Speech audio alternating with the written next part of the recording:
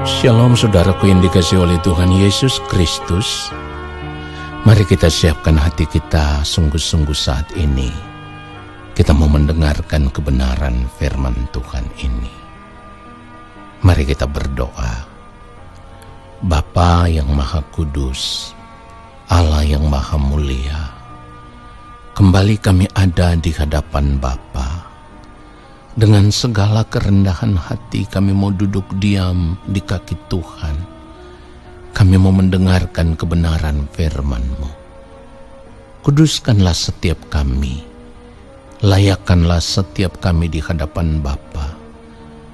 Lalu Roh Kudus Tuhan mengurapi kami, supaya ketika kami mendengarkan kebenaran firman Tuhan ini, kami boleh mengerti apa yang Bapa kehendaki bagi kehidupan kami.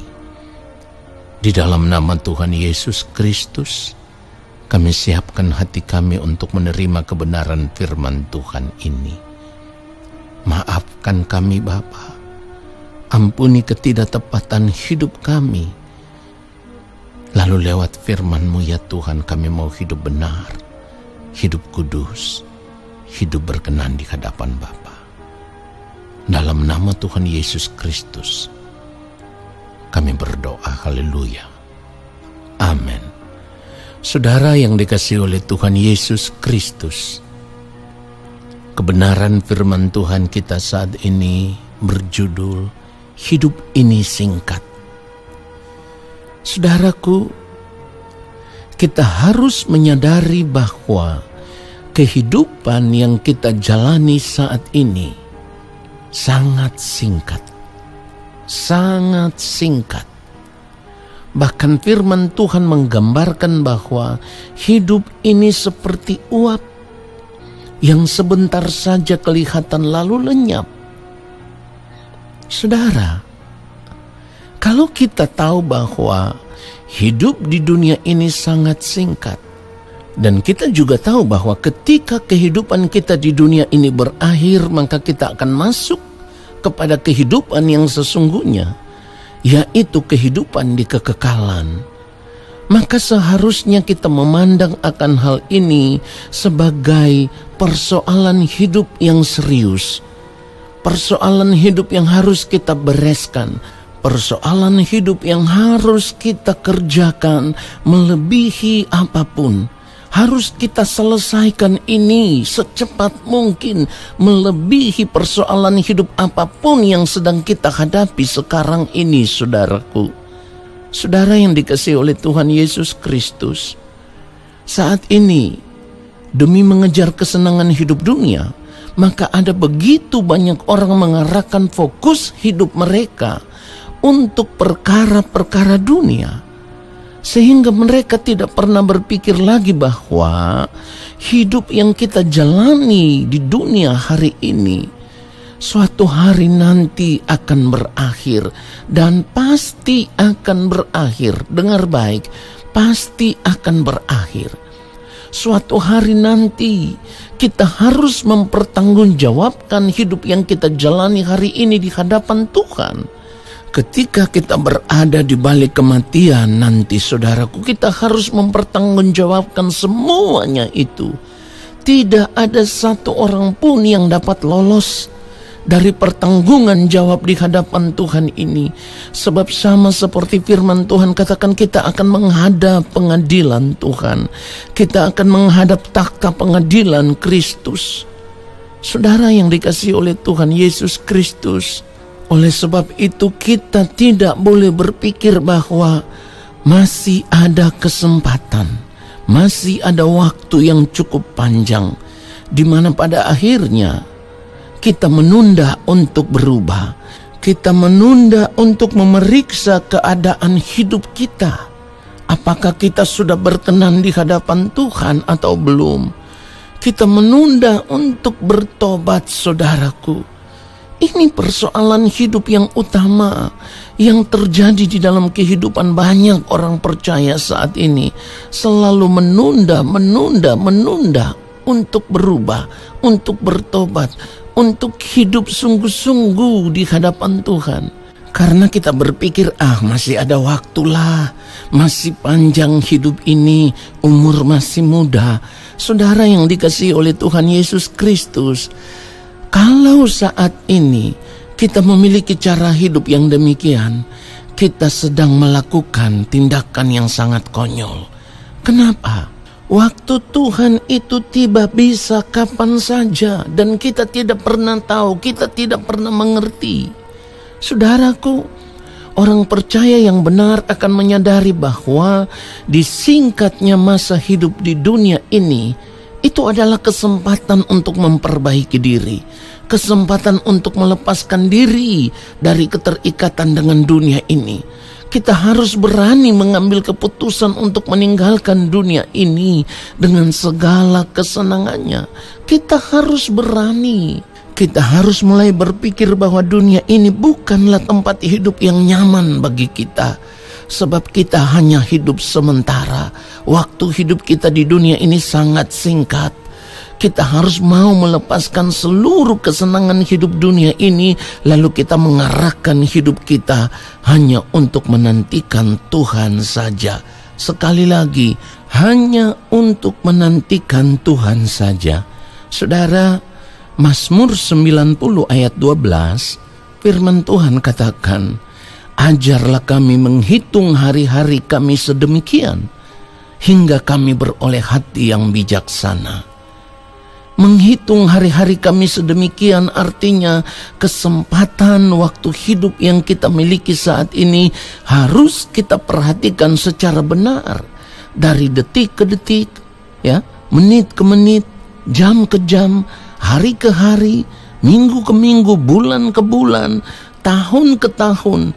Kita harus terus memeriksa diri kita. Kita harus terus mengoreksi keadaan hidup kita. Kita harus berani untuk mencurigai seluruh tindakan hidup kita. Apakah kehidupan kita ini sudah benar di hadapan Tuhan atau belum?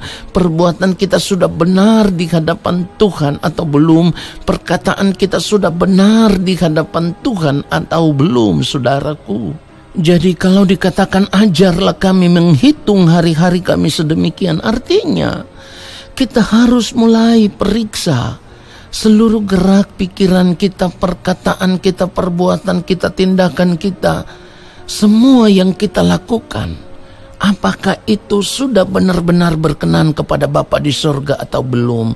Kita harus perkarakan ini dengan serius, saudaraku. Ini harus kita perjuangkan. Kenapa?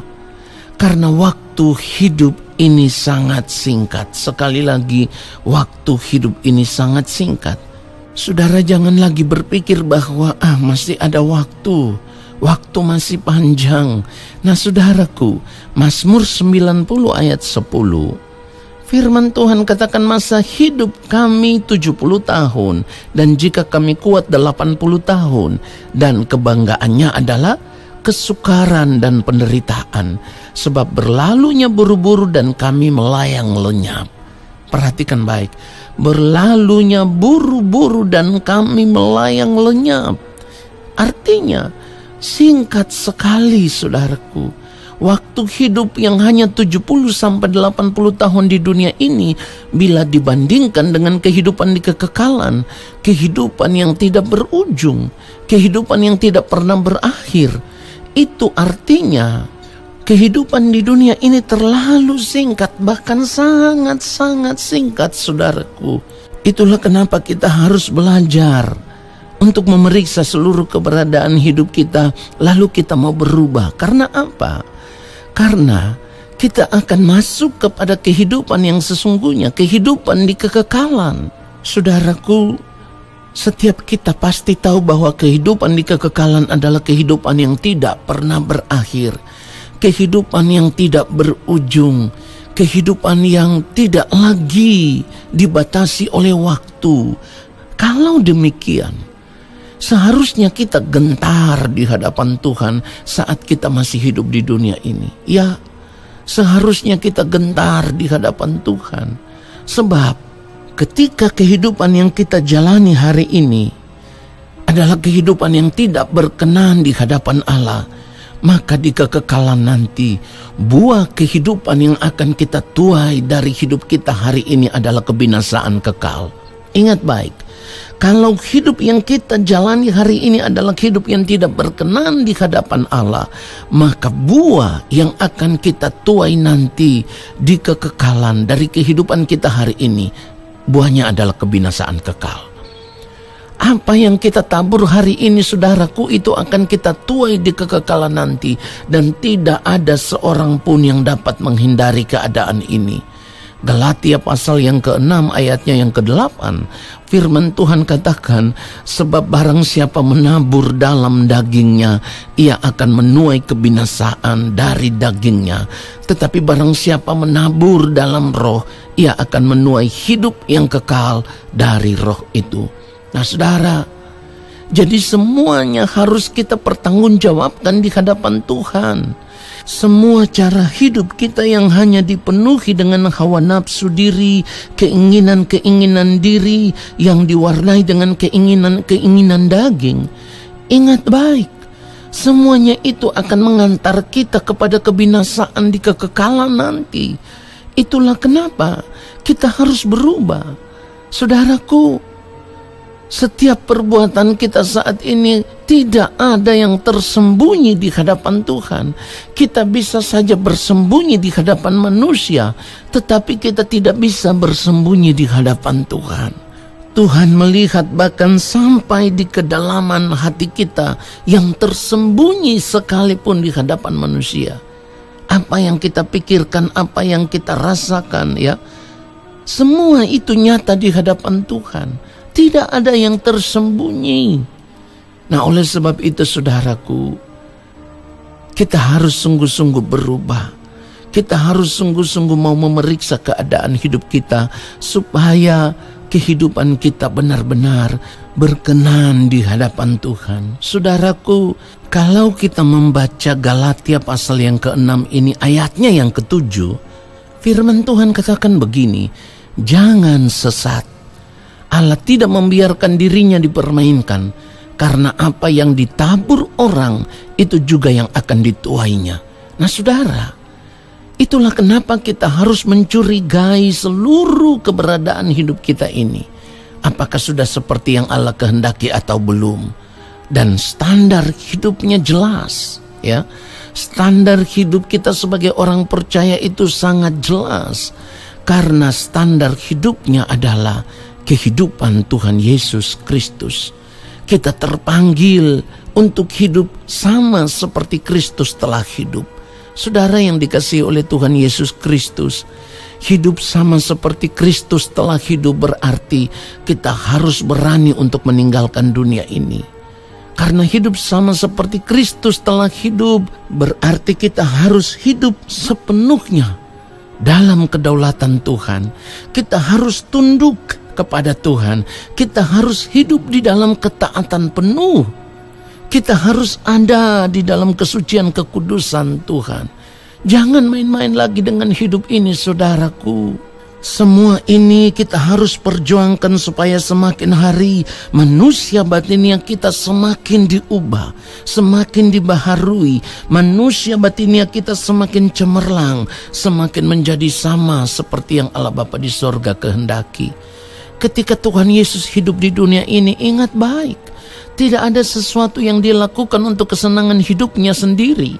Tuhan Yesus hidup hanya untuk menyukakan dan menyenangkan hati Bapa di sorga. Itulah kenapa Tuhan Yesus berkata dalam Yohanes 4 ayat 34. Kata Yesus kepada mereka, makananku ialah melakukan kehendak Dia yang mengutus aku dan menyelesaikan pekerjaannya. Tidak ada yang lain. Tuhan Yesus hanya mau melakukan kehendak Bapa, saudaraku. Itu yang harus kita lihat sebagai contoh hidup yang harus kita turuti, yang harus kita lakukan, yang harus kita kerjakan. Jangan lagi yang lain.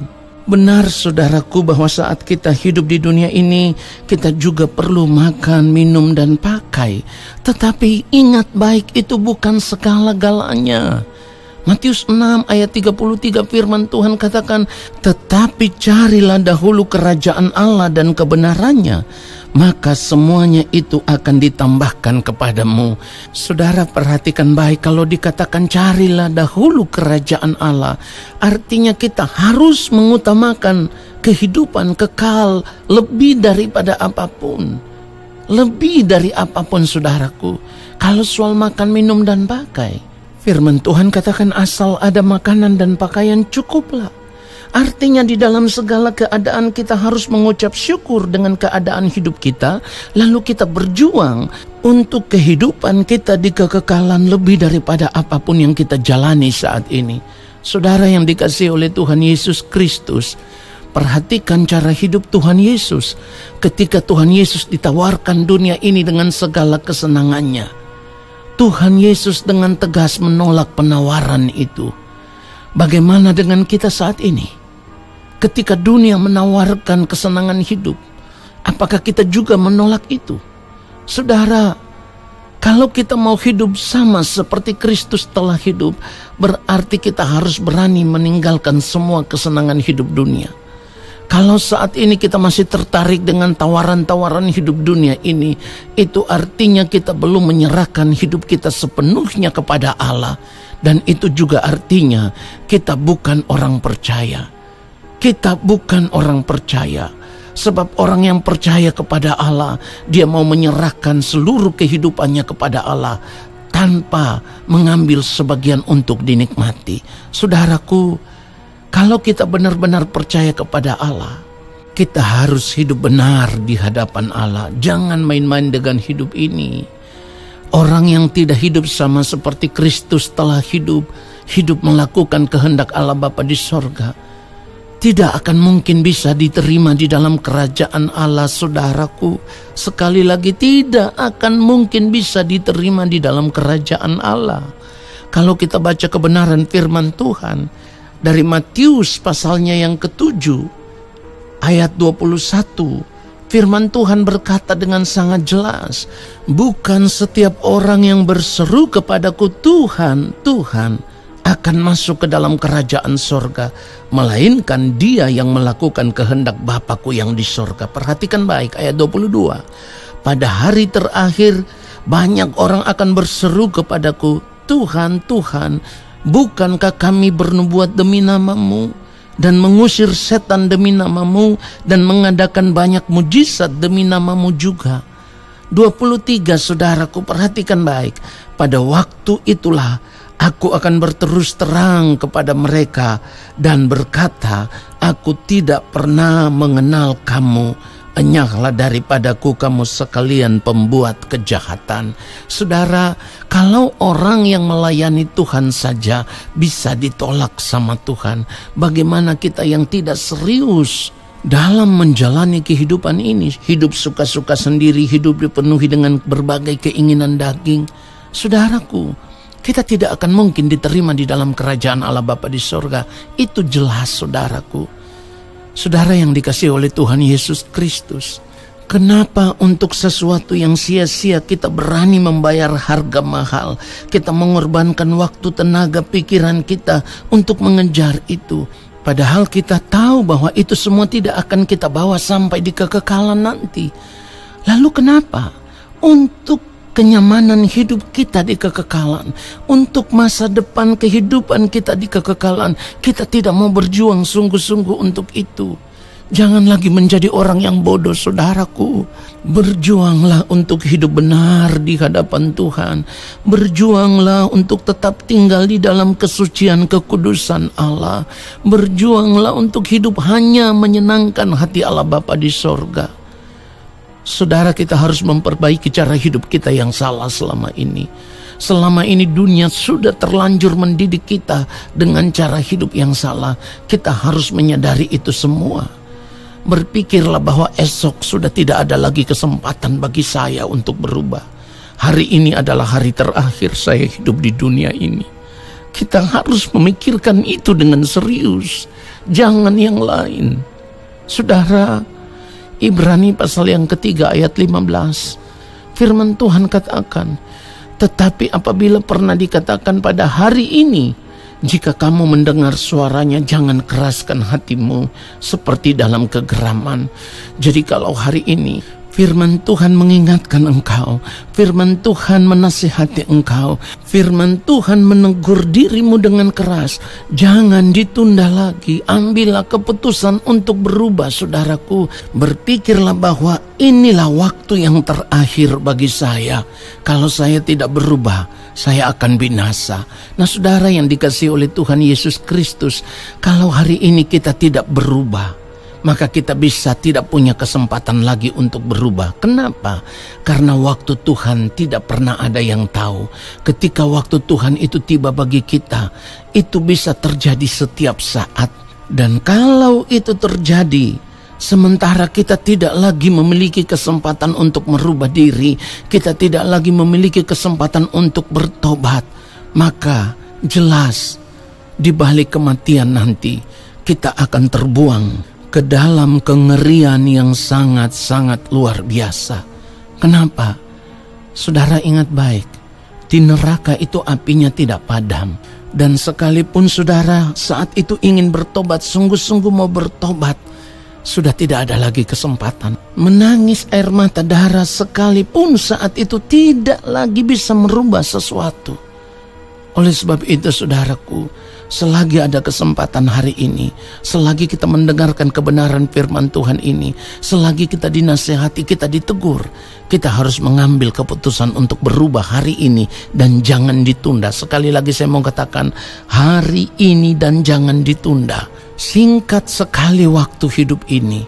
Kalau saudara menunda, ingat baik, kebinasaan sedang menunggu di depan pintu. Kebinasaan sedang menunggu di depan pintu.